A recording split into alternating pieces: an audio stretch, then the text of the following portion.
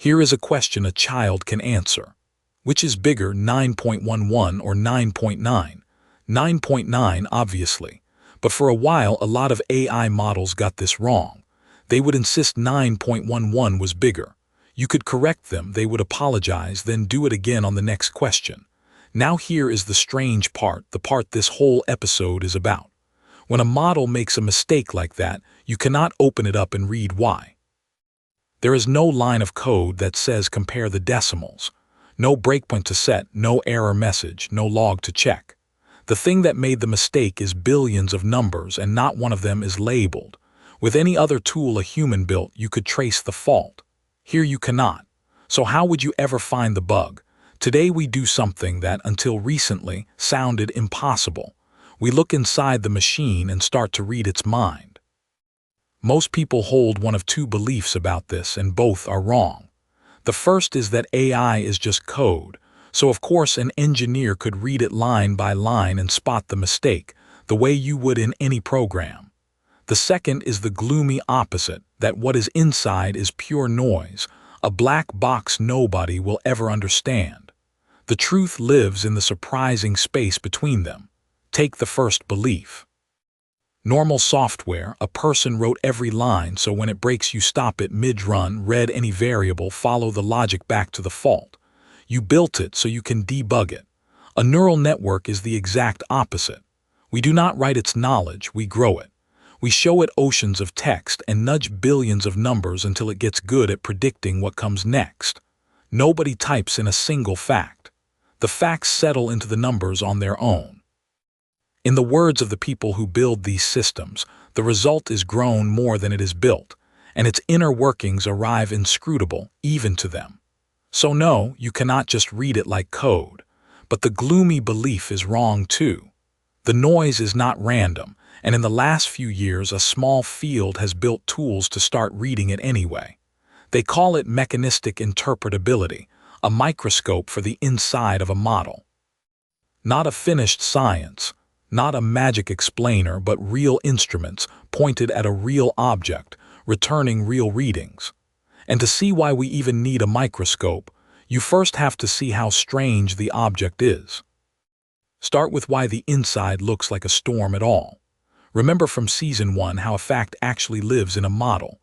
Something simple like the sky is blue is not stored in one tidy neuron-labeled sky.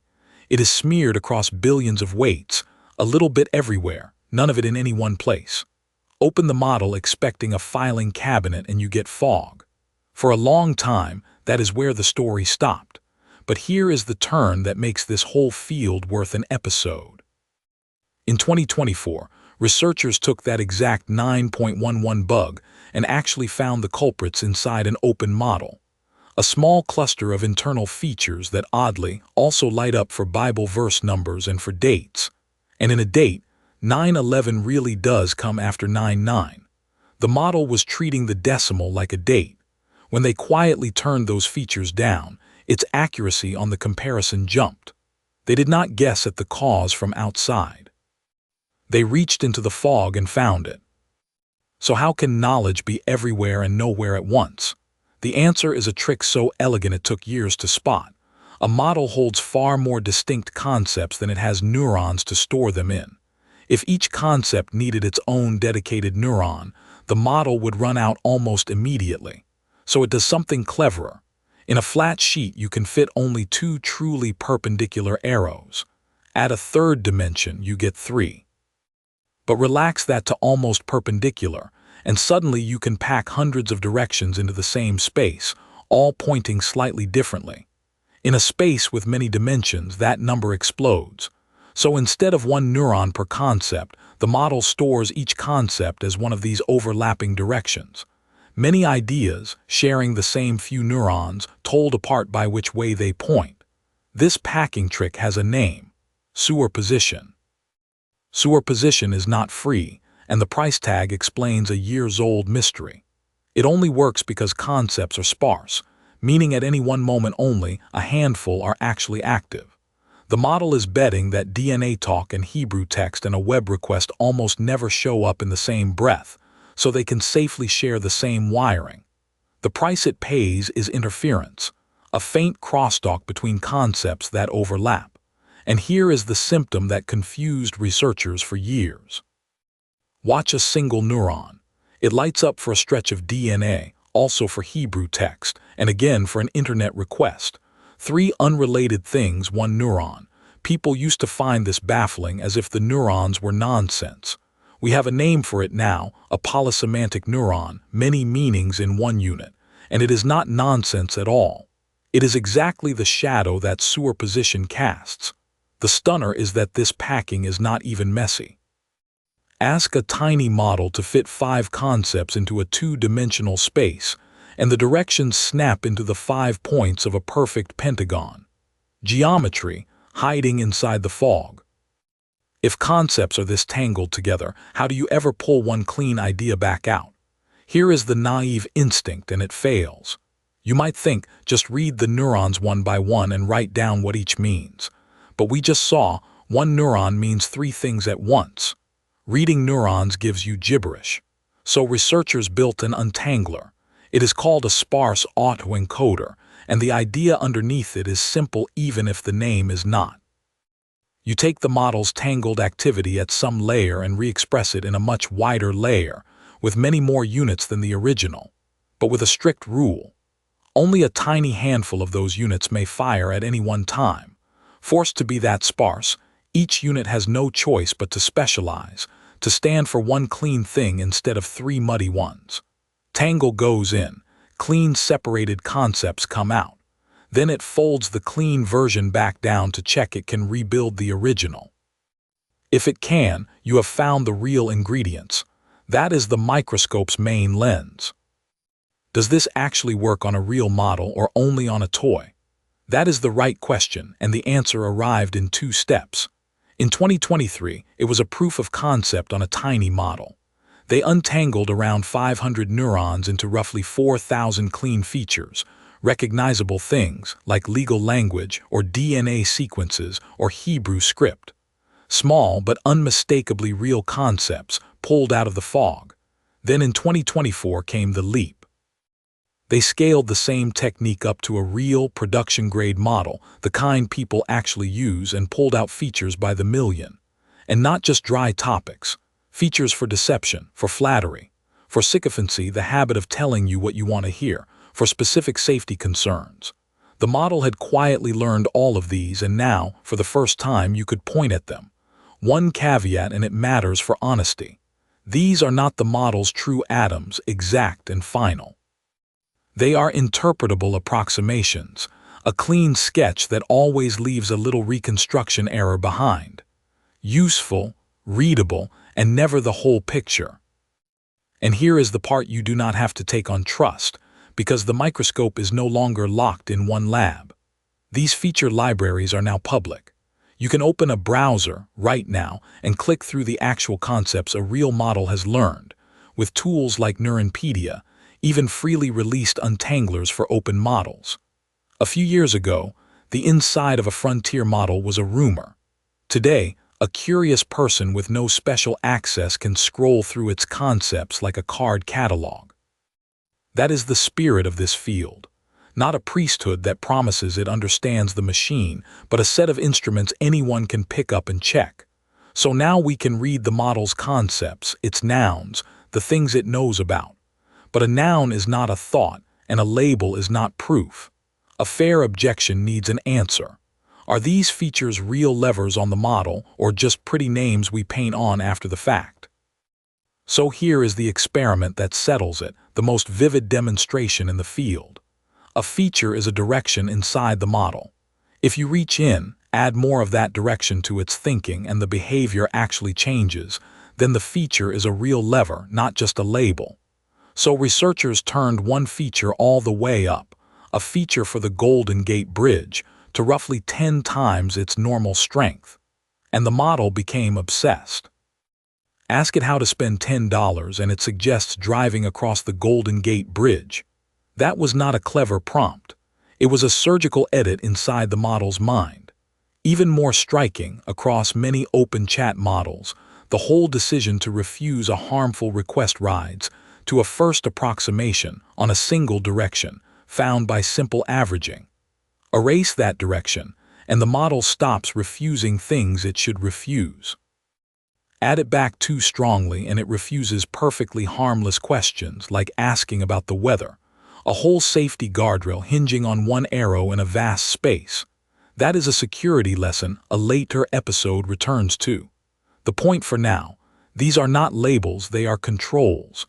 And once the features are real levers, the next question writes itself. Can we watch them chain together, one into the next, into an actual thought? Here is the real prize, the thing that sounds like science fiction. Not just reading the concepts a model knows, but watching one thought lead to the next. Researchers built a kind of wiring diagram for a single question, an attribution graph. The question was, what is the capital of the state containing Dallas? Now watch what lights up inside in order. First, a feature for Dallas switches on. Dallas activates a feature for Texas. Texas activates a feature for Austin. And Austin is the answer it gives. Look at what that means. The model did not look up Dallas capital in some table. It took 2 hops of reasoning. Dallas, therefore Texas. Texas, therefore the capital Austin. We can actually see the step in between, the Texas thought that never appears in the answer but clearly happened on the way. Drawn in light, a chain of inference. Now an honest skeptic should push back. Maybe that chain is a nice story we are painting over a coincidence. So next, they proved it. Here is the proof the chain is real, not a story. They reached into the middle of that thought and replaced the internal Texas with California. Nothing else changed, not the question, not the word Dallas, just the one concept in the middle. And the answer flipped to Sacramento, the capital of California. Think about what just happened.